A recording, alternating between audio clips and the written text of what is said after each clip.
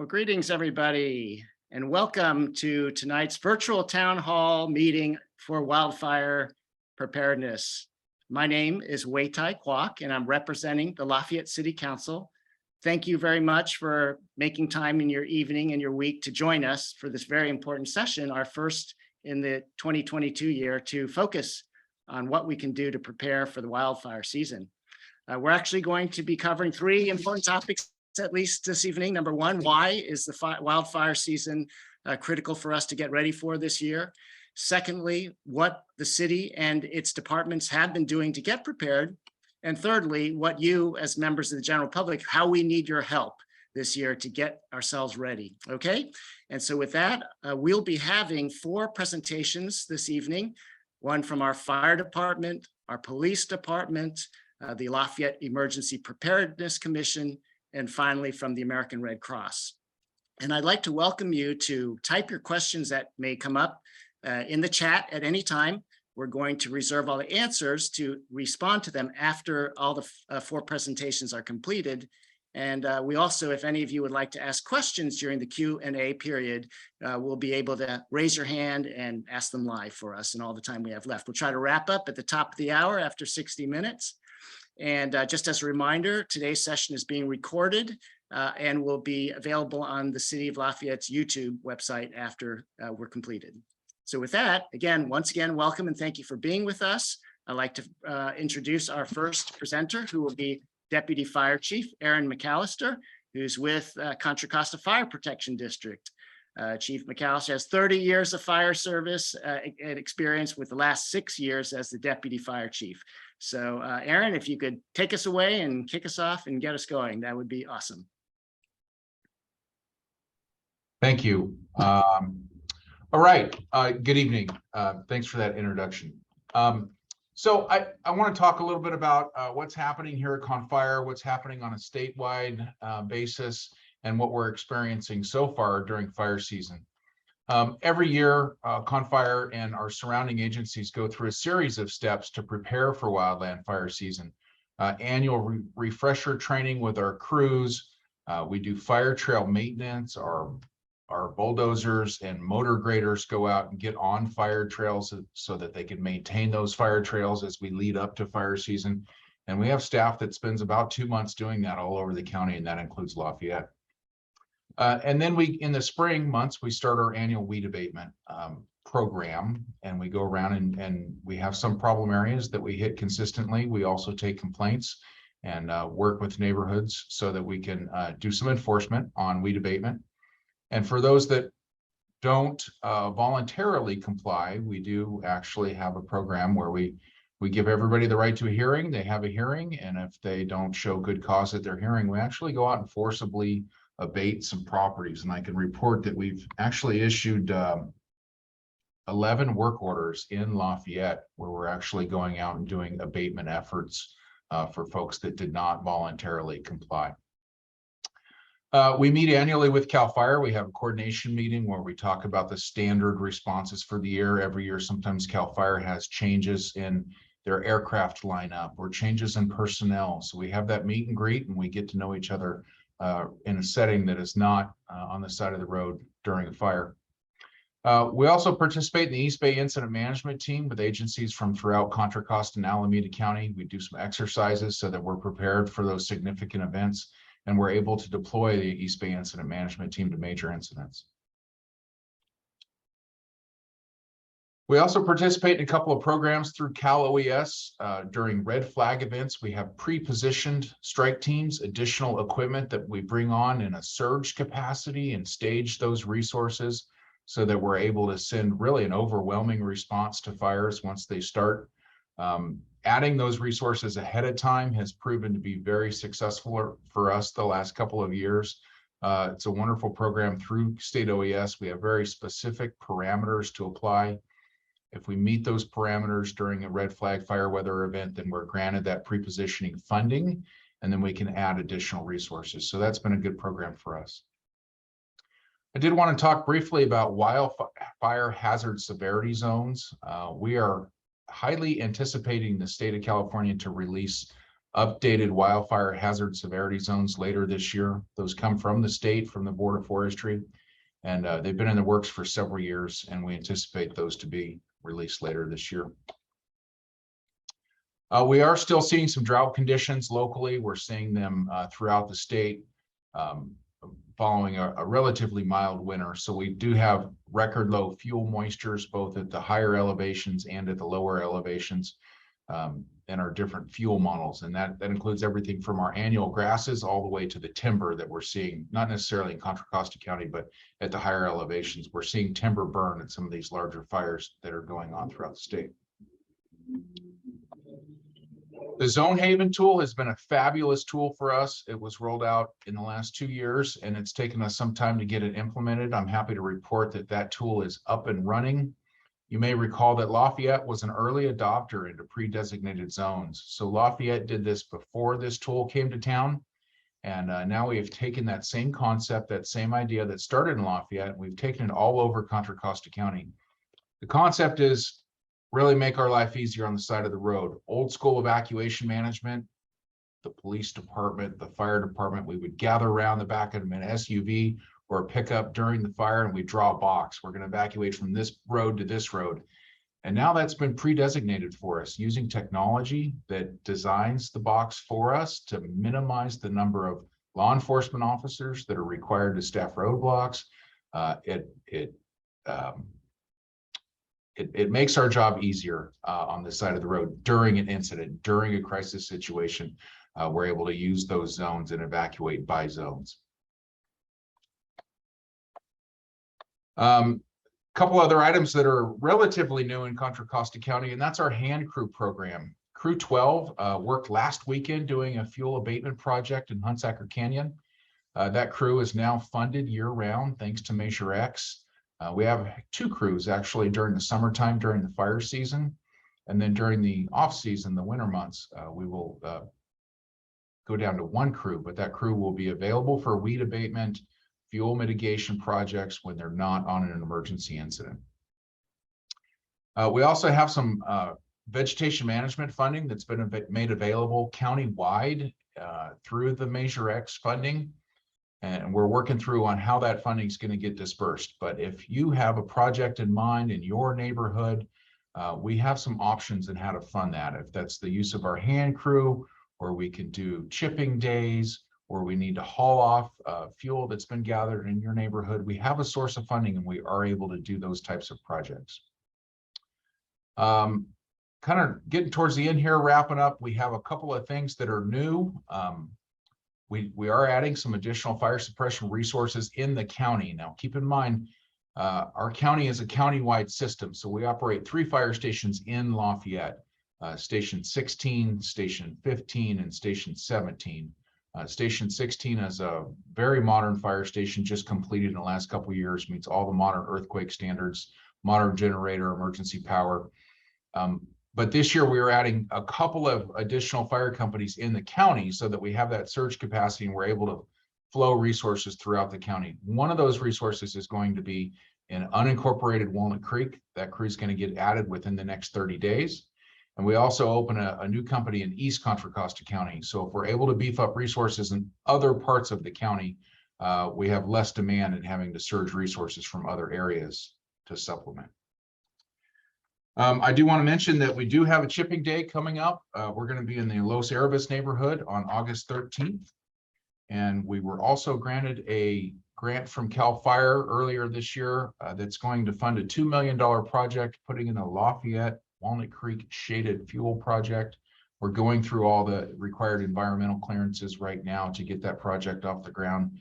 But eventually that's going to provide a very good buffer between Lafayette and the Rossmore neighborhood, and that's going to serve both directions. So that's going to help Rossmore if a fire comes out of Lafayette. That's going to help Lafayette if a fire comes out of Rossmore. So a very good project that we look forward to implementing later this year. And that's all I have. Thank you. All right. Thank you, Deputy Chief McAllister, for your presentation. Let me now turn it over to Police Chief Ben Aldred with the Lafayette Police Department. Chief Aldred actually has been 20 years in law enforcement service with the last 4 years in the city of Lafayette. So Chief Aldred, please go ahead. Thank you, Councilmember Kwok. I'm going to have a short slide presentation. I'm going to talk through just to highlight some of the things that we're doing at the police department and the city of Lafayette. We go into share screen here.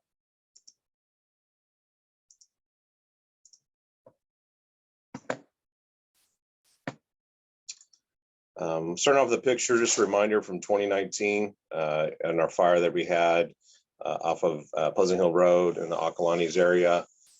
Just a reminder to us that it can happen here and we do need to be prepared. This is a CAL FIRE tanker dry-from retardant on the hillside there above Acalanes High School. Preparation has been an important component at the Lafayette Police Department for many, many years. My predecessor, Chief Eric Christensen, working closely with our Lafayette Emergency Preparedness Commission early on, did a lot of innovative things, including the zones, as Deputy Chief McAllister alluded to, and also working with our Emergency Preparedness Commission on our city's emergency operations plans and our wildfire preparedness or wildfire plans and preparedness. In 2022, this continues to be a priority. If you look at the City of Lafayette City Council goals, they put a high prioritization on emergency preparedness and wildfire preparedness and have supported my efforts in that with funding and goal setting. And for example, tonight, having a council member host a town hall to have this discussion. I'll be going through a few of these items in more specifics, but of note, between also funding, but starting in July of this year, we officially now have an emergency preparedness coordinator at the Lafayette Police Department, John Cornell, who will be presenting here shortly. John has been with the police department for several years and has worked with me in this area along with my other partners. And we've continued to focus and grow in this area. And now it's his official title, but still continuing the same great work we've been doing. The big one for tonight, I really want to highlight is the newest version. Sorry, I got the wrong word. Just look at the screen. Sorry. The Wildfire Preparedness and Evacuation Guide, the Lumber and Residence Guide. We originally put this out in 2019. This was produced by the City of Lafayette with the Lafayette Emergency Preparedness Commission and the Lafayette Police Department in support, with support from the City of Orinda, the Town of Moraga, Contra Costa County Fire District, and the Moraga-Orinda Fire District, and La Miranda CERT, who all provided feedback on that guide. If you recall, back in 2019, that guide was mailed out to every home in the La Miranda area. And this year, this is the current revised version with some additions, a lot of similarities to 2019, but updates on things that we've learned, additional equipment and resources that are out there. So in the last couple of weeks, you should have received a copy of this at your home if you live in the La Miranda area. If by chance you did not receive a copy, copies are available free of charge at Lafayette City offices, the Lafayette Police Department, and the Lafayette Library. Also, if you reach out to us directly at the police department, if you're not able to drive or have other limitations, we'd be happy to drop a copy off at your home. Again, this year was done in partnership with all of our La Miranda agencies. This guide is very important for our residents. We get commonly asked, what can we do to be prepared? That's why we produce this guide. There's a lot of great agencies out there with resources, tips, and things of that nature. And we've tried to put it all in one location for you to be able to find easily, have it easily accessible to you and your family, so you can have your family be prepared ahead of a disaster. So please take the time to go through this guide if you have not. It's also available via PDF on the city's website for download. But if you have questions about what you can do in your home with your family to be better prepared, this guide is the number one resource we have for you from the City of Lafayette. Chief McAllister touched on Zone Haven, and I appreciate the support we have from our fire agencies and the funding that was given to keep this project going into the future. I just want to highlight Zone Haven for the fact that community members can go in and utilize this tool. So if you go to www.community.zonehaven.com, you can learn more about this project. You can see what zone you live in, see the evacuation routes that are in your area, and sort of have a better understanding of this great tool that we have that law and fire use during an emergency. As far as evacuation zones go, a lot of folks want to know what zone they live in, but the reality is It's not of the utmost importance for you to know. Just know that we utilize these zones to help better manage the city during a disaster. But if you'd like to know what zone you live in, feel free to go to this website, and all these links will be provided via the city website if you want to review it later. We want to continue to stress the importance of the community warning system. This is operated by the Contra Costa County Sheriff's Office. It is the highest priority alert system that we have in this county. So a lot of times, again, we get asked, how will you notify us of an emergency or the status of a fire nearby? Of course, we always have our social media, both from the police department and from the city of Lafayette. That is sort of our bottom level rung. We also have the Nixle system. If you have not subscribed, feel free to do so. That's the next rung above social media. And then above that is the community warning system. And so this is a system that it's important for you to sign up. We track it by households. We have over 10,000 households in Lafayette. And we have really increased those signups over the last 3 years, thanks to our community support. And we have over 9,500 households signed up for community warning system. But if you have any questions about that, or maybe you don't think you've signed up for it, please visit cwsalerts.com. Again, if you have any questions, the Law Miranda Residence Guide has more information about that, or you can reach out to the police department about signing up. Another great project that we launched a couple of years ago is the City of Lafayette's Emergency Alert AM radio station, AM 1670. If you were to tune into that now, you'll hear sort of a loop of information going out of the airways. We are required to constantly have something on the airways by the FCC, and our city PIO, Suzanne Erla, does a great job of keeping us live on the airways 24/7. But in cases of an emergency, we will utilize this station to give you updates, to give you alerts, to give you information that may have already been sent out via Nixle or the community warning system. I know that our partner sisters, both Orinda and Moraga, and when their fire department have tested this AM radio station, and they found it to be a fairly strong signal throughout their cities. So if you live in the Orinda or Moraga area, definitely please take note of this AM radio station. Your local fire department or police agency could be utilizing this in partnership with the city of Lafayette during emergencies. Alert wildfire cameras. I'm not going to go into detail. John Cornell, who's coming up after me, will give you a lot more information about it. This is a great program. Back in November 2019, we didn't have any of these cameras in the Contra Costa County, and John Cornell went a little crazy, but we got a lot of cameras now in our county for wildfire awareness, and our fire departments, their dispatch centers have access to these cameras along with some law enforcement. And we had great support from Confire and Moraga Fire in getting this launched. And again, I'll let John go into detail here shortly. John will also cover some of the equipment that the city of Lafayette has acquired over the last 3 to 4 years to ensure that we are better prepared, whether it's for public safety power shutoffs. We've installed power taps at numerous intersections where we can utilize generators to run the traffic signals, to acquiring different trailered generators, a portable AC unit that allows us to cool a very large area, like say, for example, the Oklahoma's High School gymnasium, we could cool that center with our portable AC unit, to other technologies and communications that John will be touching on.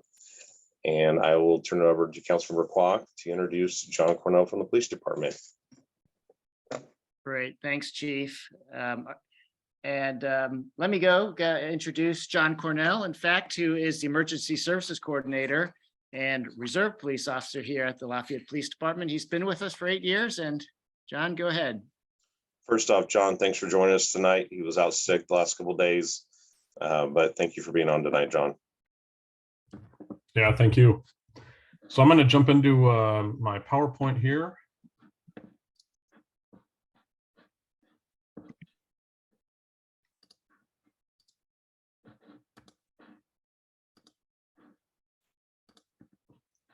Okay, can you see that?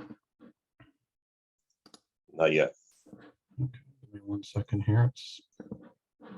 As John's bringing that up, one of the things we've really focused on the last 3 or 4 years is improving communications during an emergency.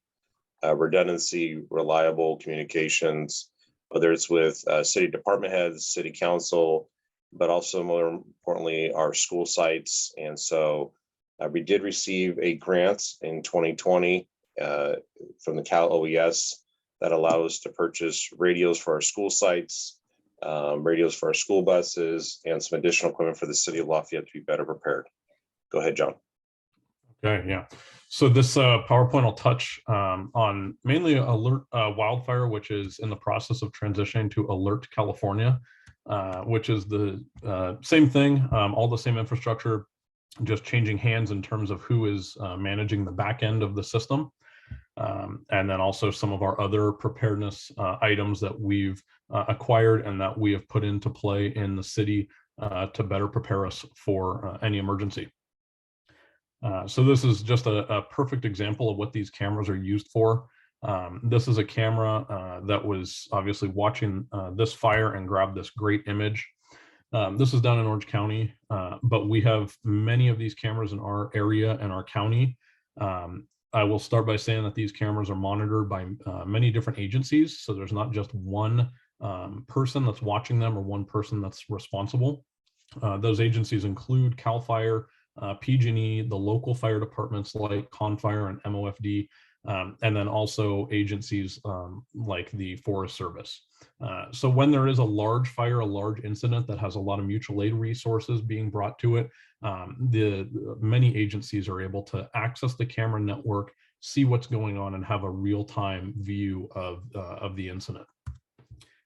This is just an example of one of our cameras. That's what the installation looks like. The reason that we started working with Alert Wildfire back in 2019 was quite simply the ease of installation and being able to work with the county radio shop and then also internally to install these cameras without very much red tape was huge for us.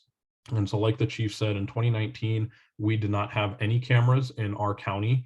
And then by the end of 2021, we've been part of around 50 installations. So quite a big influx of cameras. We've been able to install them on a lot of the primary radio towers that sit up on top of hilltops. And then we've connected them all through a dedicated backbone, if you will, that provides the internet and the connectivity to these cameras. Totally separate, totally standalone from any sort of copper or fiber optic line that could be damaged in a fire. This is kind of the breakdown of what these cameras are used for. During a early response, when a fire is called in, one of those dispatch centers that I mentioned would pull up the closest camera, and it will attempt to find that fire on camera view before even the first engine gets on scene. And while they're doing that, these 5 bullet points really help the fire departments make decisions quickly as to what their response time might be. Is the fire close to a populated area or is it far away? In a rural area, scaling resources, and that's something that the fire agencies would do based on the size of the fire that they see. And so that could go from a small fire that may be able to be handled by just a couple of engine companies to a large fire that's growing very quickly and needs air resources and additional mutual aid sooner. Follow the fire behavior in real time, exactly what it sounds like in that first picture.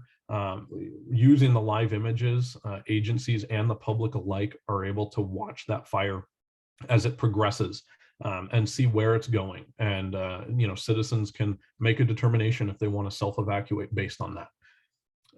The critical information to first responders, that's really the biggest part, is where is the fire? How big is it getting? Is it near homes? Is it near other structures or critical infrastructure? And allowing the fire agencies to make decisions on how they're going to fight that fire.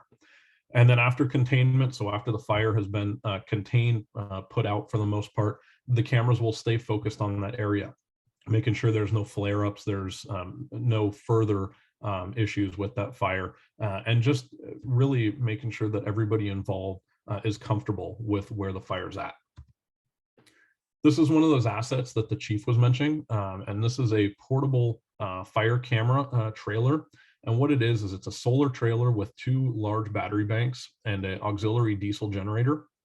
This trailer was deployed last year for the Caldor fire up in Lake Tahoe. and it has a weather sensor on it, as well as localized internet, and then also the fire camera. And so this is something that we could deploy in our county, and it's been asked for out of the county to really help with pinpointing where that fire is and keeping an eye on it. And when it's not in use for a fire, this can be used as auxiliary power. So for a building or a shelter, we could use that to deploy out and provide clean power using the solar, and then also having that auxiliary diesel generator allows it to run 24/7. These are a couple of local examples of where these wildfire cameras have been used. These two cameras are, the Briones tabletop actually sits right above the Release Valley neighborhood. And so that kind of covers that corridor. But in this instance, it was moved over to look at this fire. And the Cummings Skyway camera is over above Martinez. And again, it was positioned over to watch this fire and see how close it was getting to those fuel tanks that you can see there.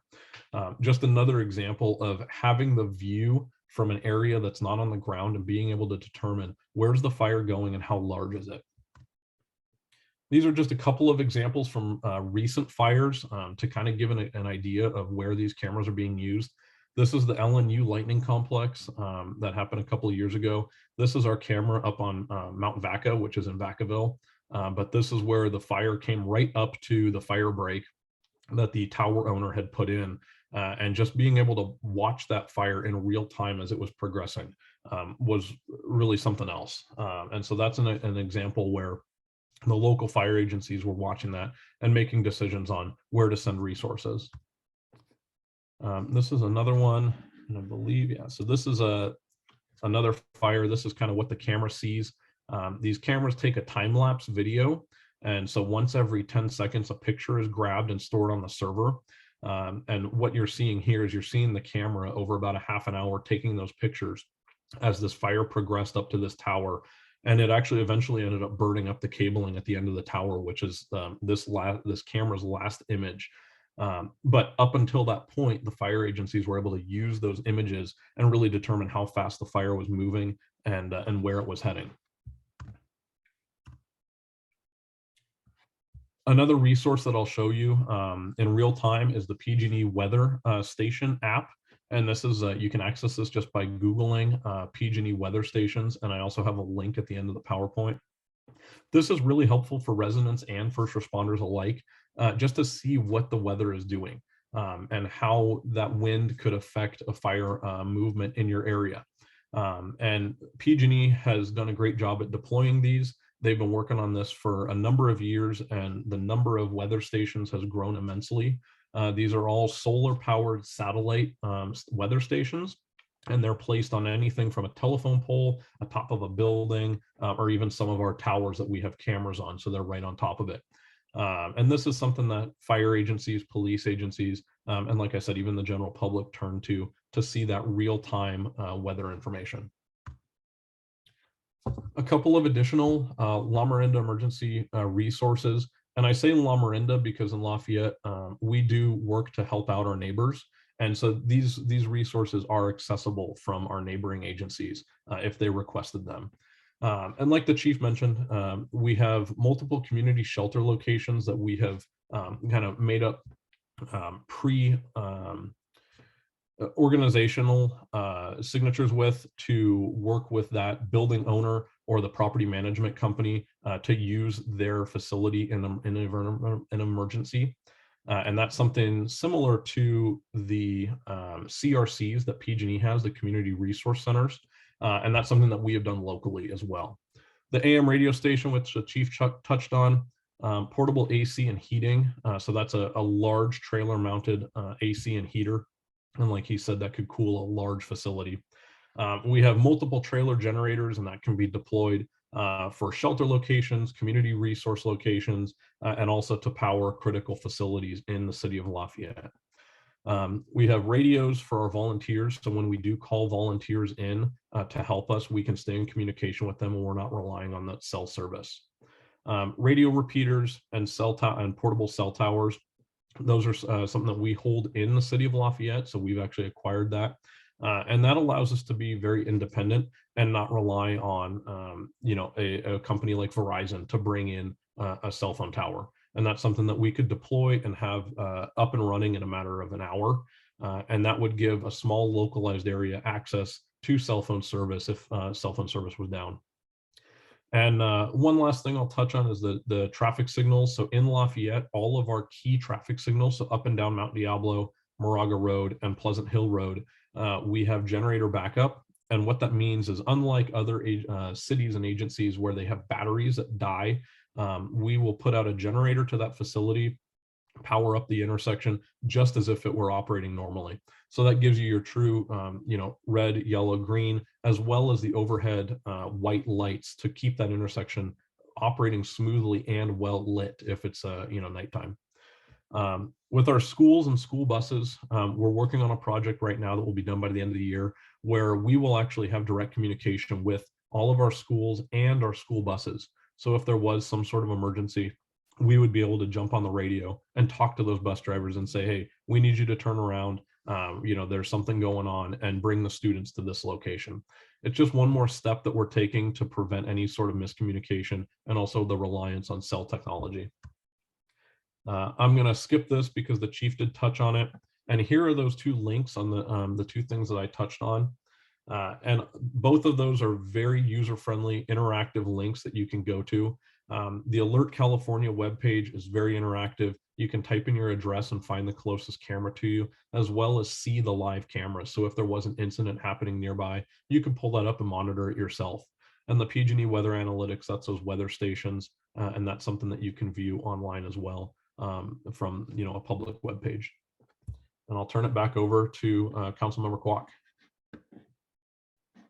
Thank you so much, John. I really, that's just an amazing presentation to show how much our fire and police departments have been working the last 3 years, and just really the increased wildfire risks that we've had to really dial up our game, and with technology, with procedures, with preparedness. And so it's really an impressive amount of effort and commitment by really small departments. So I truly want to commend Chief Aldred, and very glad that John Cornell is our newly named Emergency Services Coordinator, right? That to have John in this role, we can see why he's a natural, and looking forward to your continued contribution. So this is what the city's been doing to prepare. We also want tonight's process also ask what residents can do to do their part to prepare. And so I want to ask and invite the Duncan Seibert, who's been with the Lafayette Emergency Preparedness Commission for 10 years and who's been chairing that commission for the last 4, to chime in here. He also is the program manager with La Miranda CERT, which stands for Community Emergency Response Team. So Duncan, please take it away. Thank you, Councilmember Kwok. Let me share my screen here.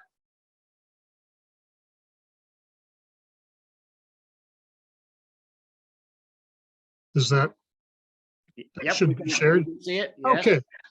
Most people don't know what the Emergency Preparedness Commission is. We're just a group of 7 residents who plan for and train for all hazards. There's all hazard types: wildfires, earthquakes, floods, every kind of disaster that you could think of. It's our job to plan for it and to write those plans down. So we write the city's emergency operations plan, wildfire evacuation plan, emergency support functions, all of these different areas.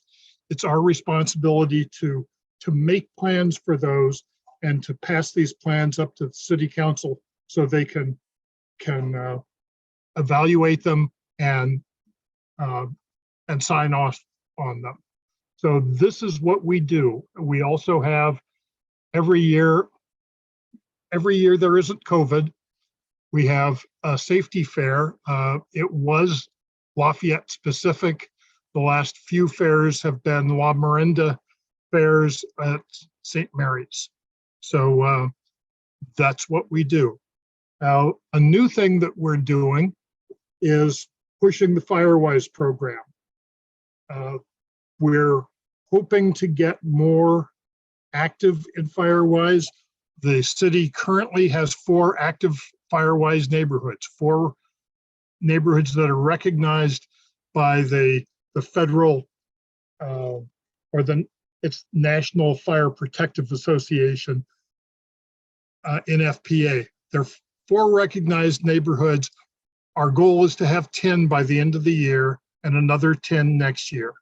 So we're working with residents who want to get their neighborhoods fire-wise. They can sign up with us, and we'll put together neighborhoods and work with Con Fire. The fire inspector at Con Fire will get our neighborhood groups so that he can then go out and work with groups, saving time for them and getting a better program all around. Next, I want to talk about the individual residents, the community emergency response team. As you can see from this slide, we're in Lafayette, Moraga, and Orinda. Our governmental sponsor is Moraga Orinda Fire District. They simply provide a structure for us, as they're our governmental sponsor. So everything that's government related coming down from the state has to go through an agency, and it goes through MOFD and comes to us. We also have the La Miranda CERT Foundation, which is a 501c3 program that provides all the funding for La Miranda CERT. And it also allows us to do things like sell water drums for emergency supply. We have a sale going right now for water drums, for fire extinguishers, for utility shutoff tools, so forth. What is CERT? It's an all-risk, all-hazard training course. CERT doesn't go out. It's not a group of first or second responders. Actually, we're first responders because we're closer than the paid first responders, because we're your neighbors. And we train you and your family to take care of yourselves and your neighborhoods before the first responders can arrive. So we teach you how to be prepared and how to respond. It's an intense class. It's 9 weeks, 1 night a week. But we teach you personal preparedness, communications, that's radio communications, fire safety, medical aid, what we call jungle medicine. It's when you don't have the supplies and there's no 911 available, how do you take care of yourselves and others? Light search and rescue, disaster psychology, so forth. We teach you how to be ready and how to respond to disasters. One thing that is new at La Miranda CERT is, because in the government operations, like in Lafayette Emergency Preparedness Commission, we write plans, but the plans need to be for the whole community. And FEMA wants us to not plan for the community.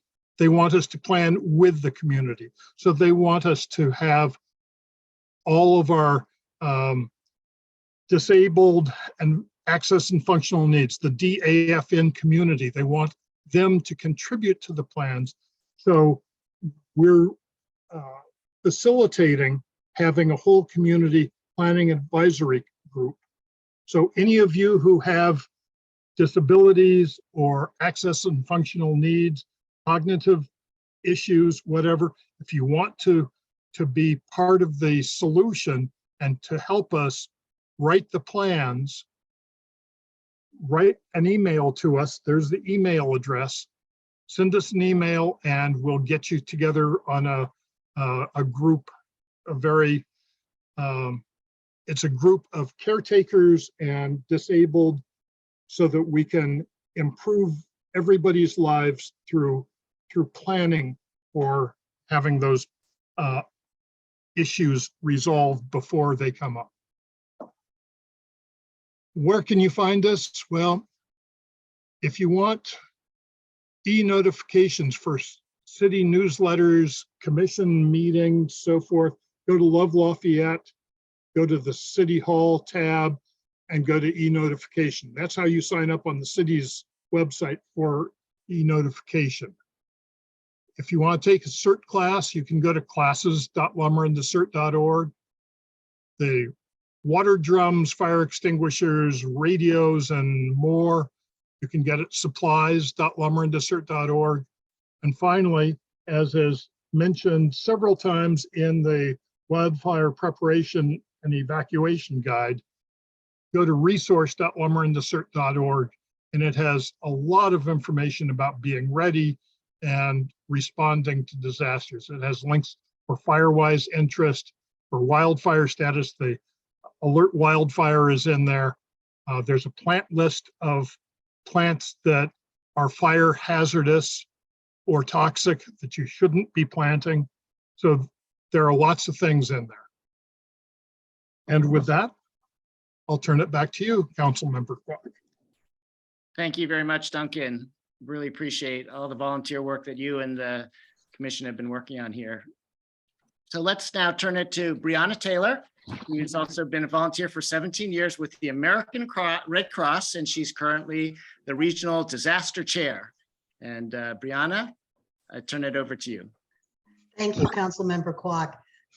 I just have to say, I'm so proud of Lafayette for all the work that they have done over the years to really prepare for emergencies here in our community, particularly as a community member. The reason I'm here is to talk to you about where is the Red Cross, and we are your probably personal interface when something happens. I'm going to share my screen.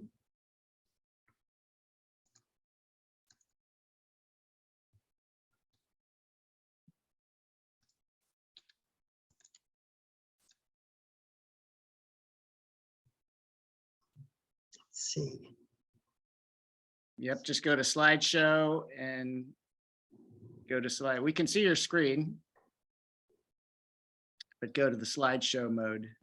Right, that's what I'm. I think under slideshow. Top center of the screen. What? File, home, insert, draw, like in the middle, it says slideshow. Keep going. Nope. To the right. Whoop. To the right. It says slideshow. Not saying that. Okay. Well, we could see your slide here. Okay. Why don't you just go with that? Okay. That'd be fine. Well, just so you know, the American Red Cross is there to partner with Lafayette and its residents. Whether it's a single home fire that's burned or an entire town, disaster survivors can turn to the Red Cross. We provide basic needs like food and shelter, cleanup supplies, comfort items, financial assistance, and health and mental health care. We meet with individuals and connect them with additional resources to help them put their lives back together. We work closely with the Lafayette Police Department, the city, and CERT. We share resources. We've trained city staff and CERT members and participated in exercises and drills. We have a statement of understanding with the city and contribute to the city's emergency planning process, often attending the Lafayette Emergency Preparedness Commission meetings. Year-round, the Red Cross is preparing for disasters of all sizes, building and maintaining partnerships, keeping disaster vehicles ready and running, stocking warehouses, and training volunteers, partners, and community members. You'll also find us at local safety and preparedness fairs. Our disaster workforce is really 90% volunteer, just like myself. And we were there with you during the October of 2019 fires on that very windy Sunday, if you remember. And the chief showed us a picture of the fire in Lafayette that Sunday. We were there with you, and we were there actually sheltering Moraggans probably the weekend before during the Sanders Ranch fire, which took place in the middle of the night, where we brought blankets, lanterns, because there was no power due to a PSPS, public safety power shutoff. So no matter what the situation is, you'll find Red Cross there working to take care of the residents, to help them to be there to provide services and shelter and food. Now, what can residents do?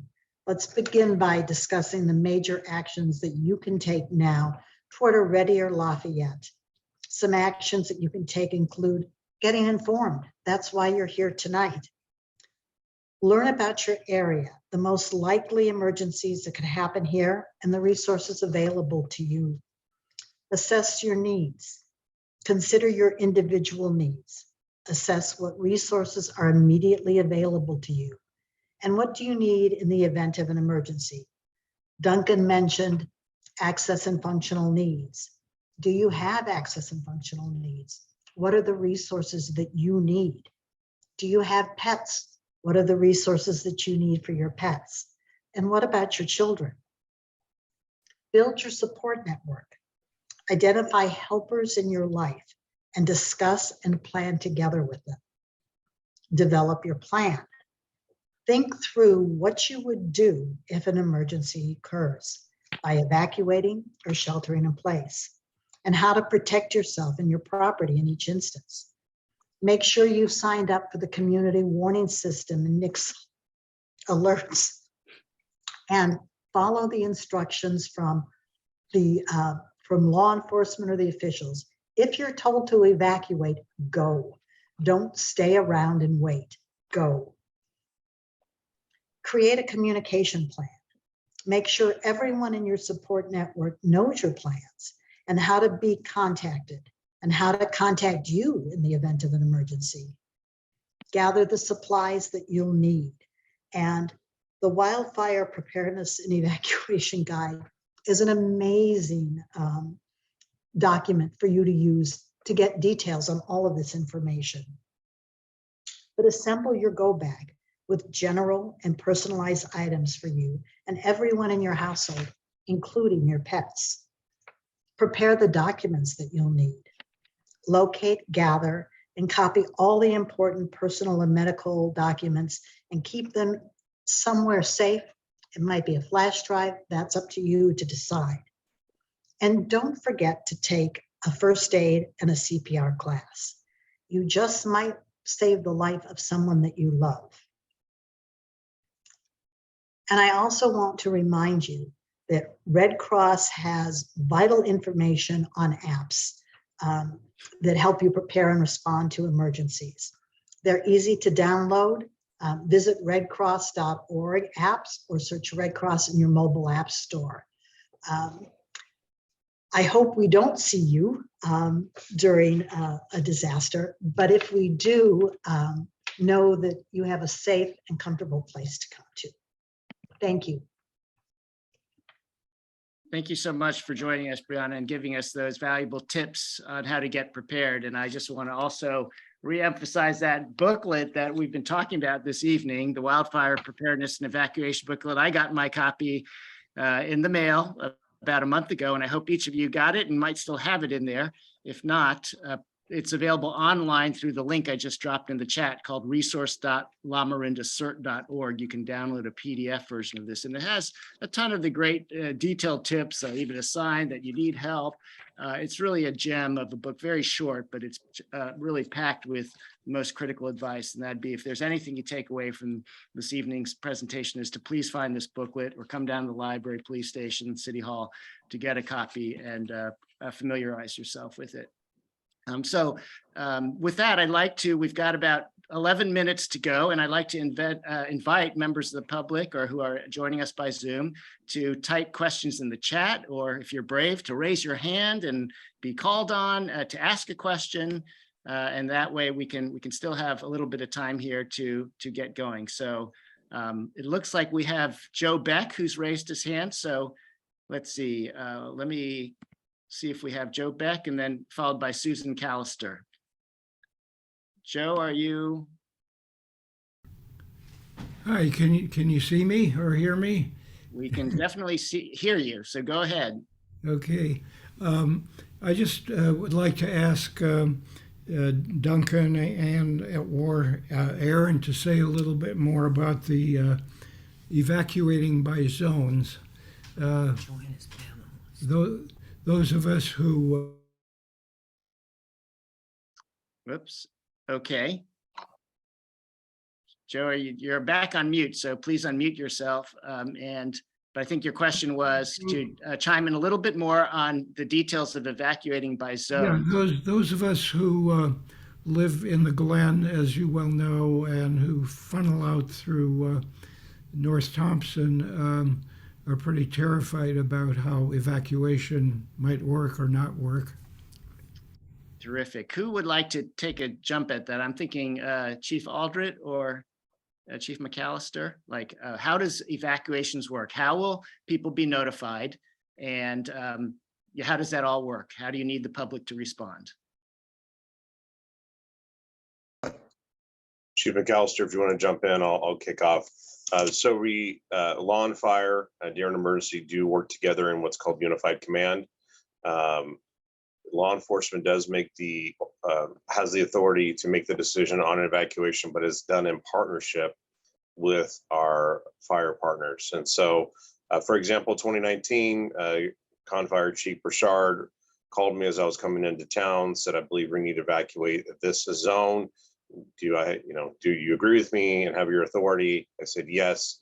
And he immediately activated the community warning system. And everyone that was signed up for alerts in that area received notifications to evacuate. So you can receive an evacuation warning, but then the highest level is evacuation order, where we're telling you to leave your home.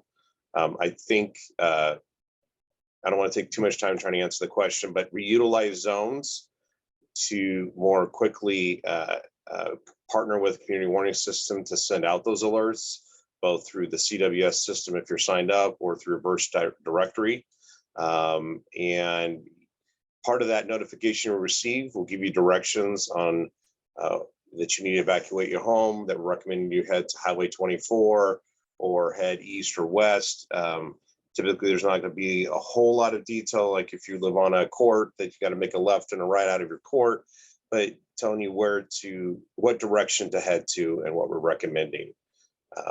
Mr. Beck, if you have additional questions, I'd be happy to talk offline with you on that.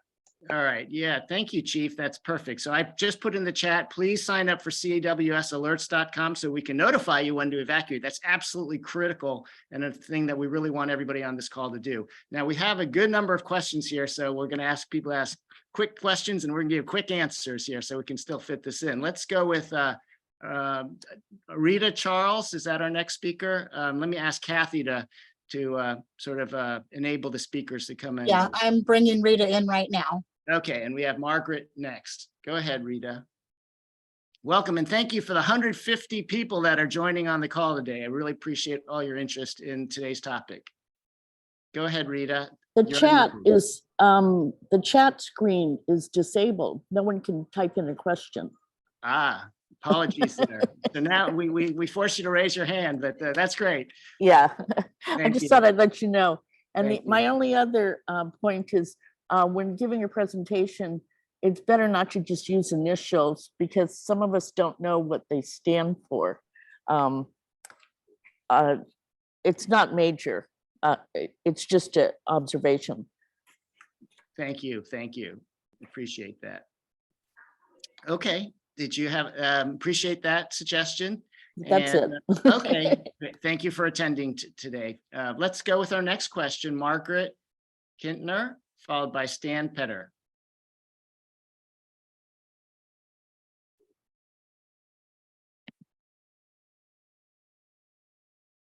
Hi, can you hear me?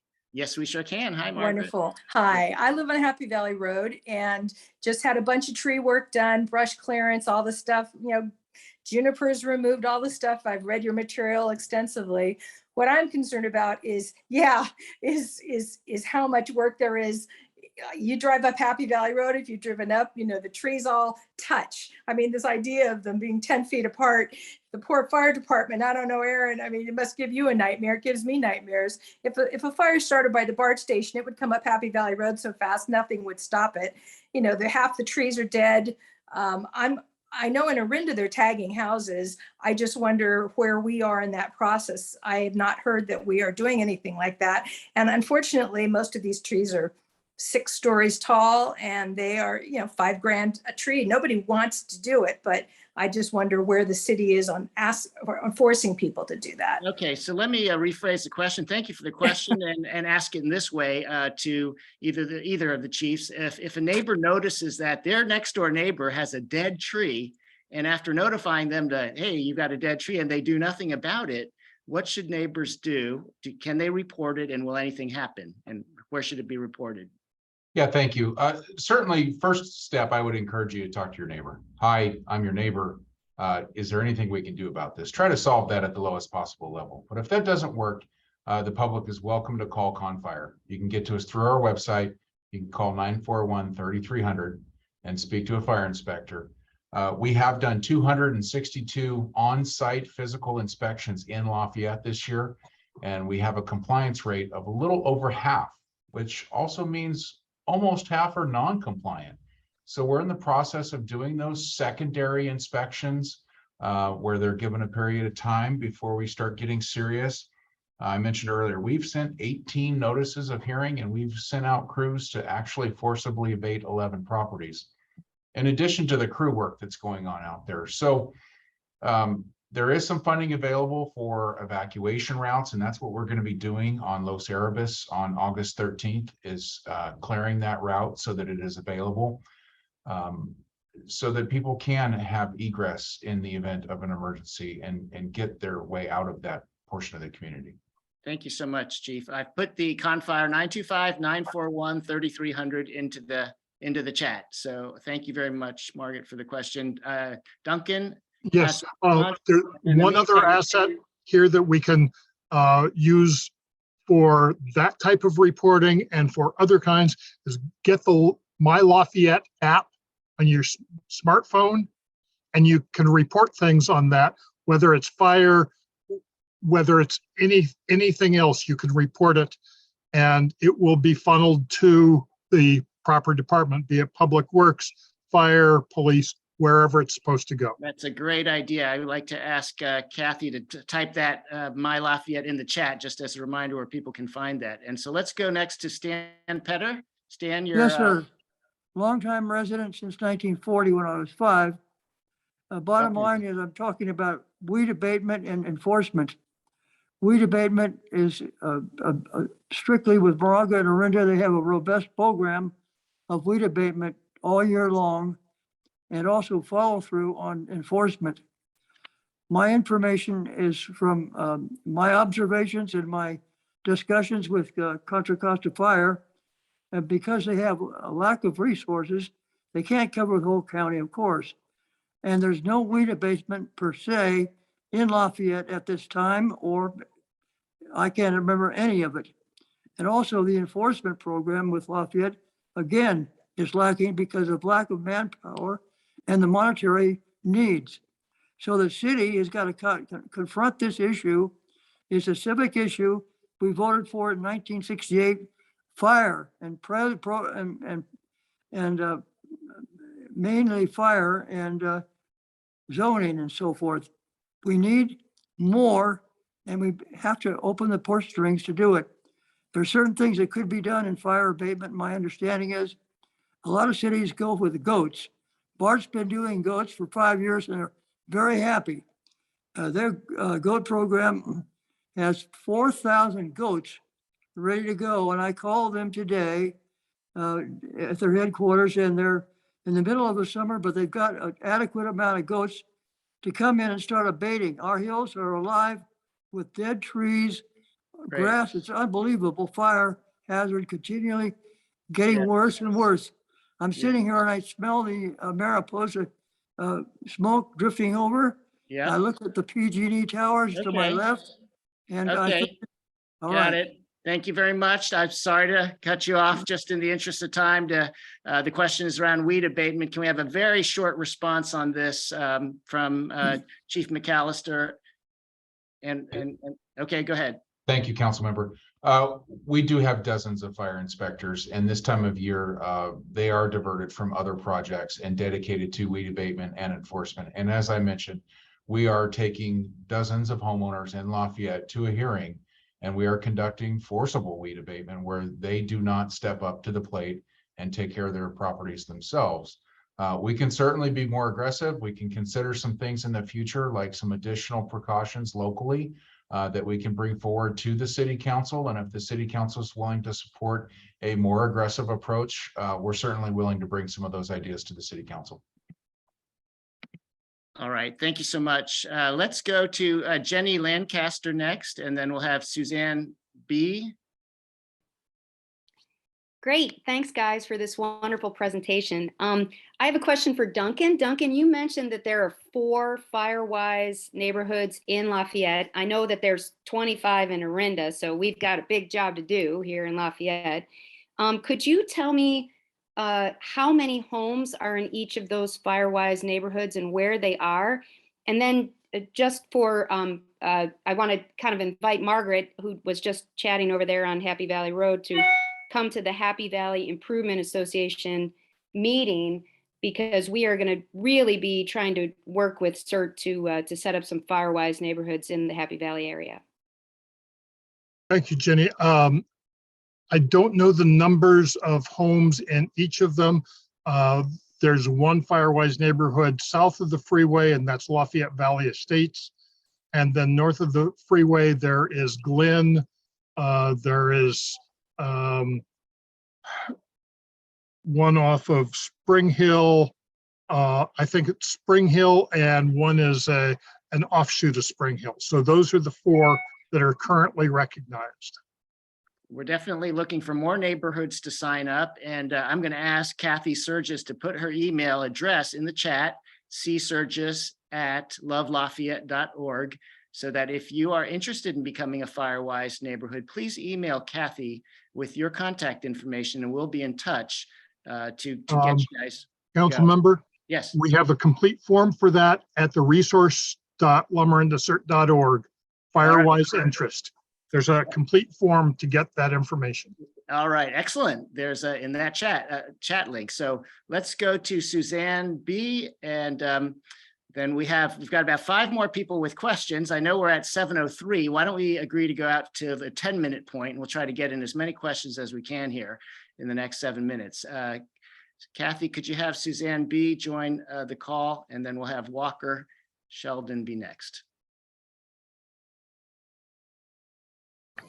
Can you hear me? Yes, we can. Welcome. Okay, thank you.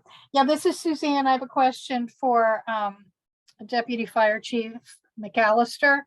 You mentioned you have 11 work orders issued in Lafayette, and I wasn't sure what that is. Does that have to do with weed abatement, or what is that? Yeah, those are weed abatement notices where we've provided a first notice, a second notice, and then a last chance where the homeowner has an opportunity to come before the fire commission here at Confire and tell us why we should not forcibly abate their property. So these are property owners who are sometimes absent or non-responsive to our notices, and their property presents a hazard, and we're going to forcibly go out and abate that hazard. And the cost for that ends up on their tax bill. So what is the cost? I'm just curious. It depends on the severity of the situation. Sometimes it's just a few thousand. I've seen others that are tens of thousands. Oh, interesting. Okay, thank you. Thank you so much for the question. Let's go with Walker, and then we'll have Alan and Lynn. Hello, Walker. Hello. Thanks all for such a great presentation here. This question is really more for you, Councilmember Kwok. It's really around the idea of homeowners insurance. We moved here about 2 years ago, and I noticed a number of disturbing comments on Nextdoor about people suddenly getting their policies canceled. And it seemed without rhyme or reason, they were scrambling. And obviously probably can't answer the question today, but it'd be nice to have some resources or some knowledge in a centralized location, just seeing how some of those conversations unfolded with some pretty desperate people. Like I said, scrambling, on that home insurance front, given Absolutely. the fire risk.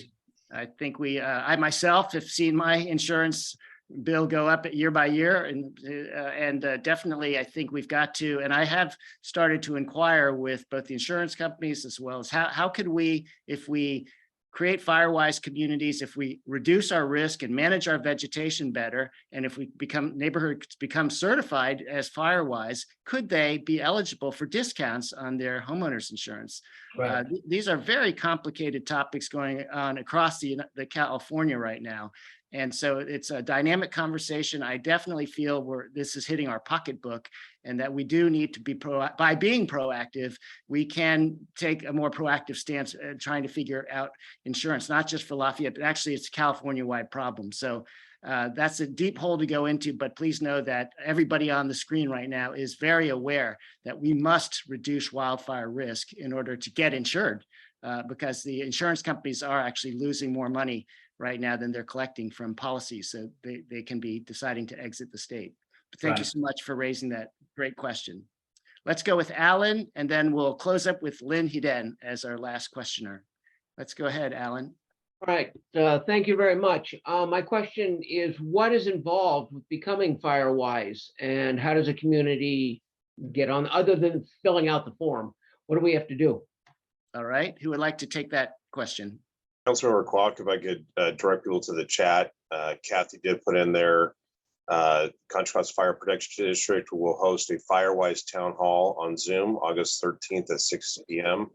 So once we have that Zoom link set up and Confire does, we'll be sharing that out through the city communications. I think for the sake of time, it does require neighbors to do a lot of work on their property and be proactive. And so we, as Duncan mentioned, we have if you're interested, fill out the form on La Miranda CERT. We'll direct that over to Confire, but it does require a number of neighbors in a neighborhood to agree to work together to get the properties up to a certain standard to be qualified as FireWise. That has to do with vegetation and tree management. So please look out for the August 13th Zoom with Confire to discuss FireWise in detail. In the meantime, feel free to fill out that interest guide.